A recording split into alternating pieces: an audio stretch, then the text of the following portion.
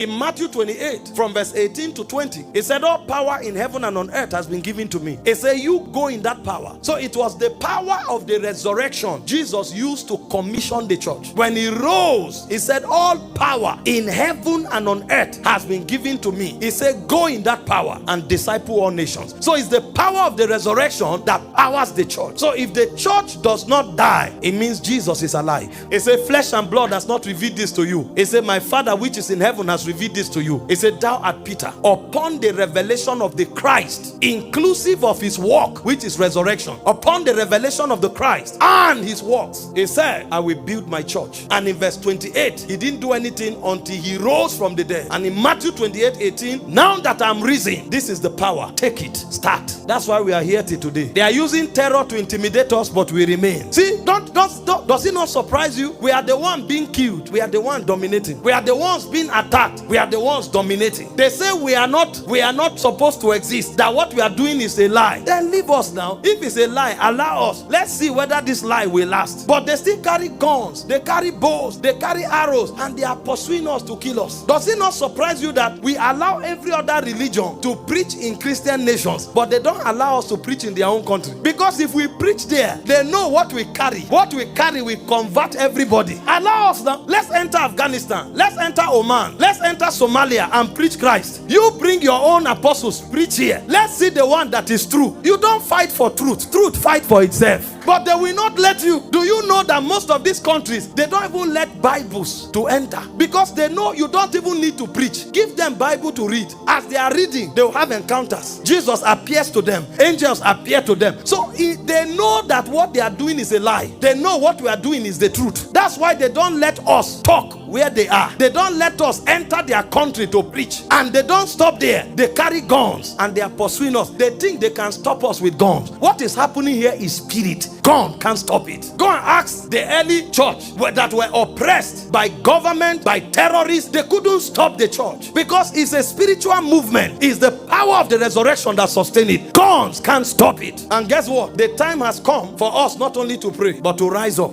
You know that sword that we put aside, Jesus didn't say we should throw it away. He said put your sword aside. Because when Satan comes spiritually, confront him spiritually. But when he stupidly comes physically, show him that even physically you are not weak. The era of saying do nothing is over. Did you read your Bible? The Bible told us. It didn't say we should not use force. It said the horse is prepared for the day of battle. Victory is the Lord's. It didn't say we should not have horses. It didn't say we should not have chariots. It just said we shouldn't put our trust there, but we should have it. See, anything you can do to defend yourself, self-defense is not a crime. Don't let any vagabond come and kill you when you have purpose to fulfill. In a country like this where government has failed, they don't even have conscience. They don't have human sympathy, and they are not ashamed. They fail and they are still talking. How can a government be doing all this campaign for second term? Why don't they even have sense to know that effective governance is the biggest campaign for continuity? You are in power, you are fighting for power. No, when you are in power, prove that you qualify to be there. Your records, your impact, your result should make the people say continue. They kill people they think it's about speech, and the speech they can't make it. Don't let anybody kill you. Self-defense is not what?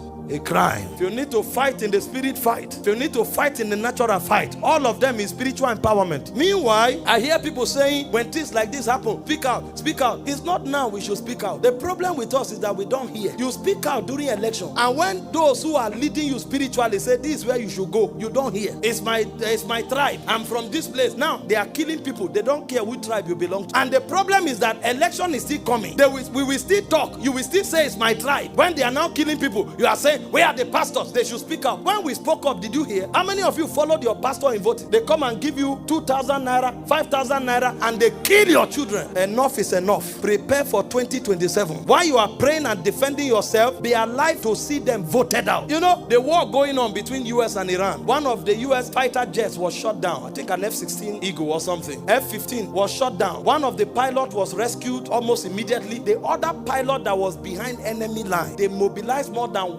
100 special forces and risked aircraft over 100 soldiers went behind enemy line to rescue one person, because human life matter to them, and because they are a nation that have integrity and dignity. We won't allow our own to die like that. And they also know that in their country, it is your vote that bring them to power, so they need to be accountable to you. But here, hundreds of people die. All we are interested in is optics. And let me tell you what you don't know. Most of these people, their children are not Nigerians. So you are the one thinking we are Nigerians. Their children are not Nigerians, most of them. This country is a looting ground for them. They are looting money for their children who are citizens of other countries. You, that the country belongs to you, fight for it and don't die. You think their children are citizens of this country? They are not. They are not Nigerians. Most of these people, the moment they die, their whole lineage ceases to be Nigerian. So they don't care what's going on. They only see it as a looting ground. Most of their children have not even come into this country in years. And when election comes, they will bring 2,000 and your way. You who, both you, your children, and your grandchildren will remain here. You are not fighting to build the nation. You collect peanut and they leave you until after 4 years. They come back, you still listen. That era has ended. And when you talk, they start witch hunting you. Before you know, one accusation, one thing or the other. What a shame. People can't even talk. And you say it's a democracy. You have no problem until you say the truth. Then suddenly they start creating lies. Start witch hunting you so that others won't talk. See, it's better you die on the side of justice than to die quiet, oppressed, like a man without integrity. You are human. You have nobility in your spirit.